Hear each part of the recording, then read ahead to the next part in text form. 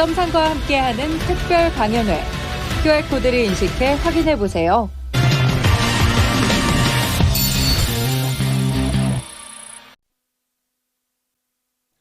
선택과 집중 들어가 보겠습니다. 오늘은 대신증권 리서치센터 이경민 부장 만나보겠습니다. 부장님, 안녕하세요. 네, 안녕하십니까. 네, 먼저 이번 주 증시 주요 이슈부터 짚어주시죠. 일단은 무엇보다도 채권금리, 달러, 안정세가 지속되었다라는 점이겠죠. 지난주 5월 FMC, 그리고 주말에 발표됐던 고용지표, 여기서 임금 상승률이 예상보다 낮게 나오고, 고용이 둔화되는 모습을 보여주면서 이번 주 내내 채권금리, 달러와, 좀 불안정했던 흐름에서 벗어나서 레벨 다운되는 그림들을 보여줬고, 이런 흐름에 의해서 시장은 굉장히 좀 반등을 이어가는 장중 2750선에 근접하는 수준까지 반등세를 이어갔다라고 보시면 될 것 같습니다. 여기에 아까 잠깐 말씀해 주셨던 것처럼 중국 쪽에서도 좀 호재가 있었거든요. 중국 수출입 지표가 어제 발표됐는데 예상보다 굉장히 잘 나왔고 플러스 반전을 하면서 중국 교역 지표가 좀 살아나는 모습을 보여줬다라고 보시면 될 것 같습니다. 그리고 어제 많이들 당황하셨을 것 같은데 다른 나라들, 그러니까 중화권 증시도 잘 가고 미국 선물지수 약보합에 그쳤는데 코스피만 1% 넘는 하락세를 보였죠. 여전히 시장에서는 파생 수급의 영향력이 크다라고 생각합니다. 어제 옵션 만기다 보니까 외국인 선물 쪽에서 매도가 대규모로 출회되었고 그로 인해서 코스피만 차별적으로 약세를 보였거든요.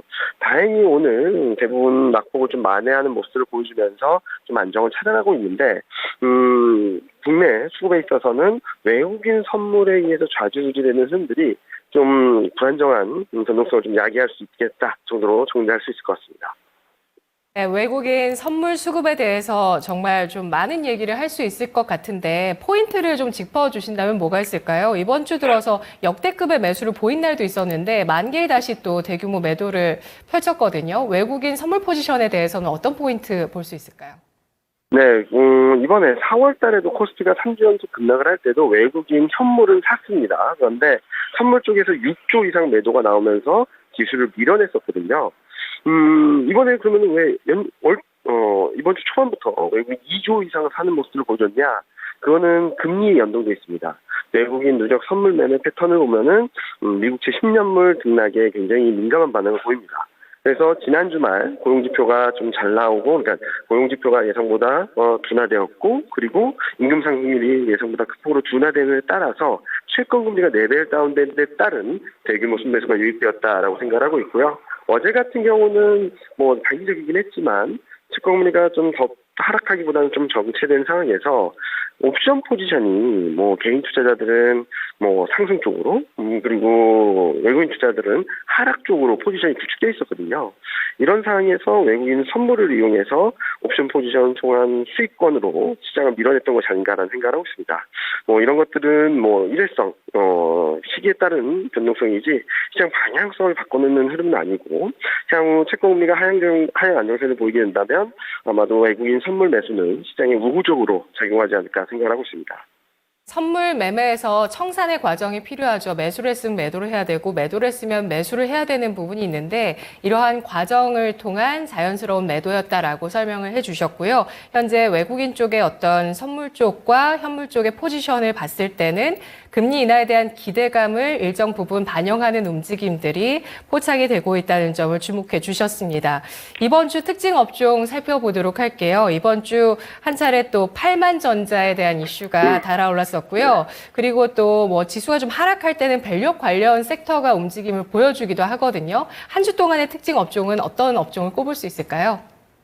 일단은 전반적으로 뚜렷한 방향성을 보여주지 못하는 상황에서 이번 주, 그러니까 어제 종가까지 가장 많이 오른 업종은 기계 업종이었습니다. 연초 이후 30% 이상 올랐는데 이번 주에도 6.8%가 올랐죠.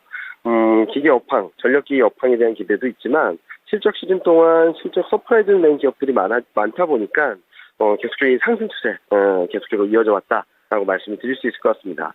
반대로 이번 주 들어서 가장 부진했던 업종은 자동차입니다. 밸류어 프로그램에 대한 실망감도 있었지만 이번 주에 발표된 자동차 부품주들이 좀 실적이 별로 안 좋았거든요. 그래서 좀 업종 중에 가장 부진한 업종이었다라고 볼 수 있겠고, 지금은 뭐 여러 가지 기대감들도 있고 뭐 채권금리 흐름들의 등락을 보이고는 있지만 실적 시즌 결과에 따른 업종이나 종목별 차별화가 좀 뚜렷해지고 있다라고 생각을 하고 있습니다. 실적 시즌 서프라이즈를 보여줬던 기계업종의 수익률이 좋았고 자동차 부품주를 중심으로 한 실적 부진으로 인해서 자동차에 하락이 있었다는 점 주목해봤습니다. 다음 주는 또 여러 가지 일정들 가운데서 실적, 또 경제 지표 계속해서 중요할 수밖에 없을 것 같은데 다음 주는 또 중요한 일정, CPI 발표 일정까지 대기를 하고 있습니다. 이 밖의 일정 가운데서는 증시 영향력 있을 만한 것들 뭐가 있을까요?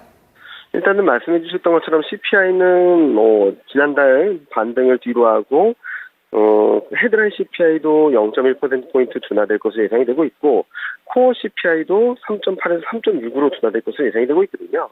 그렇게 되면은 다시금 물가 안정에 대한 기대가 좀 커지면서 채권금리 레벨이 좀 더 떨어지는, 달러 인덱스도 좀 더 안정을 찾는 그런 그림이 나오지 않을까라는 생각을 하고 있습니다. 물론 예상보다 높게 나오게 된다면 시장이 불안정해질 수 있겠지만 이미 금리 인하 한 번 할 수 있다. 그러니까 올해 안에 금리 인하 한 번 할 수 있다라는 불안감까지 반영한 상태로 본다면 결과가 그렇게 엄청난 레벨이 높아지지 않는다면 시장을 좀 안정을 찾아가는 그런 전환점이 되지 않을까라는 생각을 하고 있고요. 또 하나 말씀드릴 수 있는 것은 17일 날 중국 소매 판매 산업 생산 투자 지표가 발표됩니다. 그런데 이번에도 3월 대비 개선되는 모멘텀을 기대를 하고 있는데 2월 달에도 비슷했습니다. 3월 달에도 2월 대비 개선될 것으로 기대됐지만 기저 효과가 워낙 크다 보니까 예상보다 굉장히 못했고 2월 달보다 더 둔화된 모습으로 보여줬거든요. 이번 4월 달에도 기저 효과가 한 7%포인트 소매 판매 쪽에서 들어오게 됩니다. 이렇게 되면은 반등을 이어가기보다는 전환하기보다는 좀 예상보다 못할 가능성이 높기 때문에 지금 시점에서는 미국 물가 안정 기대는 충분히 들어올 수 있는데 중국 쪽의 경기가 더 세게 갈 수 있을지에 대한 의구심이 좀 커지는 한 주가 되지 않을까라는 예상을 하고 있습니다. 네, 그렇군요. 중국 쪽에서는 일단 경기 바닥에 대한 어느 정도의 인식은 나오고는 있지만 좀 속도 자체가 빠른 속도로 개선되지는 못하고 있다는 인식이 있는 것 같습니다. 수출 지표에서 우리나라 대중 수출이 2개월 연속 플러스가 나왔거든요. 중국 경기가 좀 중요하겠죠? 네, 맞습니다. 중국 경기가 좀 살아나야지 한국 수출도 좀 살아나는 모습을 보여줄 텐데요. 제가 아까 실물 지표, 그러니까 소매 판매나 산업 생산이 예상보다 못하고 둔화될 것으로 말씀을 드렸는데 기저효과 때문입니다. 중국 경기가 나쁘다라기보다는 기저효과로 인한 착시효과 때문에 굉장히 안 좋은 것처럼 보이지만 거꾸로 말씀드리면 이제 5월, 6월, 7월 데이터들은 또 반등을 할 거거든요. 견조한 중국 경기 회복세 좀 이어진다라고 생각하고 있고 실제로 24년, 25년 중국 GDP 성장 전망이 상향 조정되고 있다는 점들이 향후 올해 하반기를 볼 때 중국 경기 회복 속도, 강도가 굉장히 중요하지 않을까라는 예상을 하고 있습니다. 네, 우리나라 GDP도 요즘에 그 서프라이즈 수치가 나와서 주목을 받고 있고요. 또 우리나라 GDP 성장률 전망치를 한국은행도 그렇고 상향 조정하는 움직임들 나오고 있는데 이게 증시 레벨에 미치는 영향이 있을까요? 물론 경기 회복에 대한 그림들이 나오게 된다면은 증시에 대한 하단이 굉장히 단단해지는 그림이 나올 거거든요. 이런 상황에서 회복 속도나 강도가 얼마나 빠를지가 코스피 상승 속도나 힘, 탄력을 좀 결정짓지 않을까라는 생각을 합니다. 이 와중에 수출 데이터가 어떤 모습을 보여줄지가 좀 더 관건이라고 생각하고 있고요. 만약에 한국, 중국 이런 신흥아시아 쪽 경기가 동반 좋아지게 된다면 원달러 환율, 그리고 위안화 환율까지도 안정세를 볼 수 있어서 이런 전반적인 흐름들이 증시에는 우호적인 분위기를 만들어줄 수 있다고 생각하고 있습니다. 알겠습니다. 다음 주에 있을 중요한 경제 지표, 미국의 CPI와 중국의 소매 판매 산업 생산 이렇게 꼽아주셨는데요. 미국의 4월 CPI는 3.4%, 코어 CPI는 3.6% 예상치가 나오고 있습니다. 예상치를 좀 밑돌게 되었을 때 환율의 긍정적인 안정화 효과가 있을 것으로 보셨고요. 그리고 소매 판매나 산업 생산 같은 경우는 예상보다 부진할 가능성이 높은데 앞으로 여름으로 갈수록 이러한 부분들은 개선된 가능성이 있기 때문에 이러한 경제 펀더멘털도 역시 위안화와 또 원화의 환율의 안정화에 미치는 영향력이 있을 것이다라고 전망을 해주셨네요. 자, 그렇다면 1분기 실적 시즌 점차 마무리되어가는 구간입니다. 이제 다음 주면은 완전히 좀 마무리가 될 텐데요. 투자 전략 어떻게 정리하는 게 좋을까요? 예, 1분기 실적 시즌 막바지로 가면서 조금은 행력은 작아지겠죠. 반면에 매크로 환경들의 변화라든지 경기 결과에 따른 채권금리, 달러, 원달러의 이런 흐름들이 좀 더 영향을 키울 것으로 생각합니다. 그래서 앞서 말씀드렸던 미국 CPI, 중국 실물 지표를 예상하는 결과들을 보면은 물가 안정, 미국 물가 안정은 기대되는데 지금 중국 경기에 대한 불안 심리가 좀 커질 수 있는 부분이라서 저는 다음 주는 이번 주까지 굉장히 많이 올랐던 중국 소비주에 대한 비중을 좀 줄이고 오히려 채권금리가 하락할 때 가격 메리트가 보급받을 수 있는 성장주 쪽으로의 트레이딩 전략이 조금 더 유효하지 않나라는 전망을 드리고 있습니다. 네, 성장주 조금 구체화시켜 주신다면 어떤 섹터에 대한 관심을 말씀하시는 걸까요? 일단은 최근 흐름들을 보면은 순환매가 굉장히 강하게 진행되고 있습니다. 물론 조선 기계처럼 두 달 연속 강세를 보이는 업종들도 있었지만 많이 오른 종목들은 조정받고 조정받았던 종목들은 좀 반등을 하는 이런 엇갈린 등락들이 매달 반복되고 있거든요. 이런 것들을 감안해서 본다면은 올해 연초 이후 제대로 주목을 받지 못했던 업종이 2차 전지, 최근 반등을 했지만 또 밀리는 인터넷, 그리고 오늘 조금 움직이는 제약바이오 이 정도가 있지 않을까라는 생각을 하고 있습니다. 채권금리가 지금 4.5% 수준에서 미국 10년 물 기준으로 등락을 보이고 있는데 저희는 CPI가 좀 안정세로 CPI가 둔화되는 모습을 보여주게 된다면 미국채 10년물 금리가 4.3 정도까지 내려갈 수 있다는 측면에서 성장주가 좀 반등하는 가격 메리트가 부각받는 그런 시장이 되지 않을까 라는 예상을 하고 있습니다.